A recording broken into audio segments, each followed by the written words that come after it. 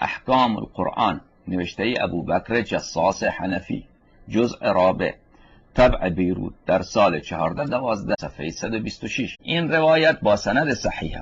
ان اعرابیا شرب من شراب عمر، یک اعرابی، یک عرب بادیه‌نشین از شراب عمر، فجلده عمر، بر او حد جاری کرد. فقال الاعرابی انما شربت من شرابک، اعرابی به عمر گفت من ملعون، من از شراب خودت خوردم. فدعا عمر شرابه فکسره بالماء ثم شرب منه.